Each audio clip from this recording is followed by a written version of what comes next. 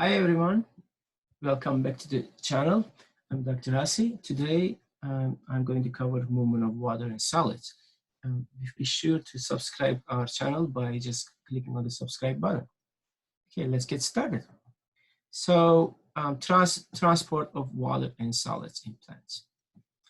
So water movement in plants can use diffusion, which is in the short distance movement from using the concentration gradient, mass or bulk flow for the long distance movement, osmosis, movement of water across the semi-permeable membranes, again using concentration gradient. So in order all this work, we need to actually cover water potential, which is the chemical potential of water, which is the free energy per molecule of water, which is psi W. Water imbibe or take up water and transpire this water, release it from their stomata. 99% they lose this water. They can use actually up to 60 liter water per square feet area. So psi W equals psi S plus psi P. Psi S is solid potential and psi P is pressure potential, which which can be plus in turgor and minus in tension in the xylem. And S is always psi S is always negative when the solid is present. So this flow is the result of passive transport. Pure water is 1 atmosphere pressure, which is the highest water potential can go, which is also 0 bar. Completely dry substance is very high water potential. So water potential goes from 0 to the negative. So it's always move from a pressure from this where is more wet to the more dry area. Okay.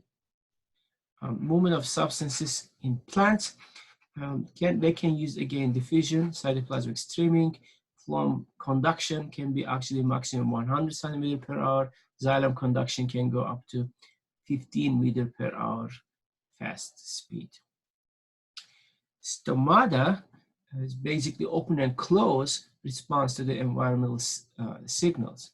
They open if the guard cells are turgid, water moves in the guard cells. They can actually, light can actually open them, and low CO2 can force them open.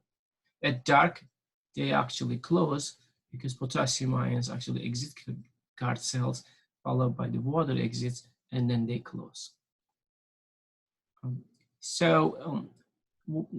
Solids can move in the root hairs and root system using symplast, which is basically crossing plasma membranes and going all the way to xylem, or apoplast, or combination of these.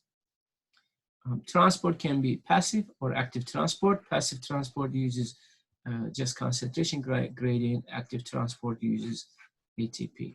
Ethanol, CO2, oxygen can easily move using simple diffusion. But a lot of ions don't easily move across the membranes.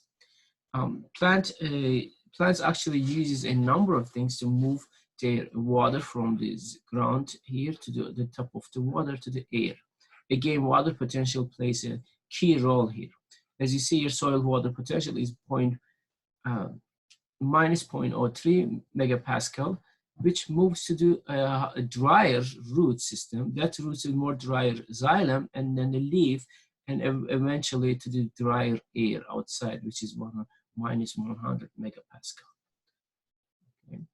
Xylem plays a big role in the water and solid movement, which is made of tracheids and vessel elements. Phloem plays a role in moving translocating organic nutrients like sugars, amines, and nutrients from source like leaf to the sink, like to the root or to the stem or other places.